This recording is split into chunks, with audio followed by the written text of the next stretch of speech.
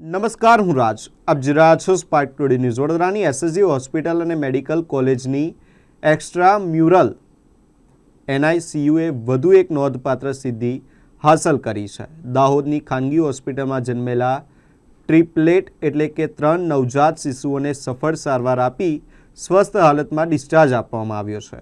જન્મ બાદ ગંભીર આરોગ્ય સમસ્યાઓનો સામનો કરી રહેલા આ ત્રણેય નવજાત શિશુઓને એસએસજી હોસ્પિટલની એક્સ્ટ્રા મ્યુરલ એનઆઈસીયુમાં દાખલ કરવામાં આવ્યા હતા, જ્યાં નિષ્ણાત તબીબોની ટીમ દ્વારા સઘન સારવાર આપવામાં આવી હતી.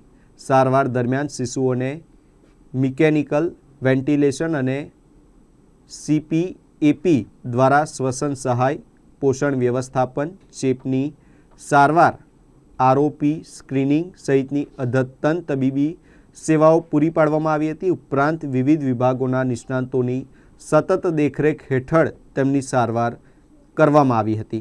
નવજાત શિશુઓના જીવનના 58મા દિવસે સંતોષકારક વજન વૃદ્ધિ અને સ્થિર આરોગ્ય સ્થિતિને ધ્યાનમાં રાખીને ત્રણેય બાળકોને સફળતાપૂર્વક ડિસ્ચાર્જ કરવામાં આવ્યા હતા.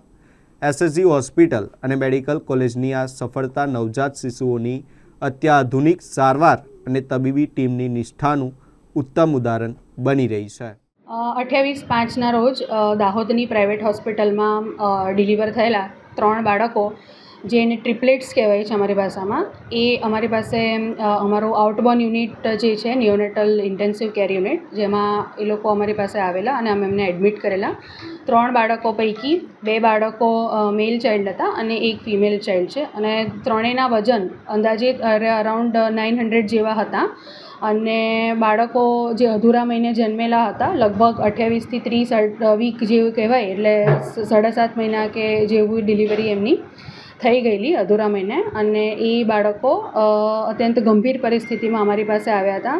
અધૂરા મહિને જન્મેલા હોવાના કારણે એમનામાં શ્વાસ લેવામાં તકલીફ હતી, અને જેના કારણે અમે એના લંગ્સ મેચ્યોર થાય એના માટે દવાઓ કરેલી હતી, અને બાળકને અમે વેન્ટિલેટર પર મૂકેલા હતા.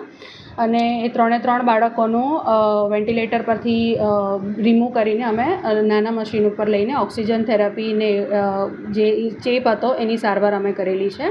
અને લગભગ 2 મહિના પછી આજે એ લોકોના વજન 1.5 કિલોની આજુબાજુ થતાં એ બાળકોને સારી સ્થિતિમાં અમે રજા આપેલી છે, અને અત્યારે એ બાળકો માતાનું સંપૂર્ણ ધાવણ લઈ શકે છે એવી પરિસ્થિતિમાં એમને રજા આપેલી છે. ડૉક્ટર રિંકી શાહ.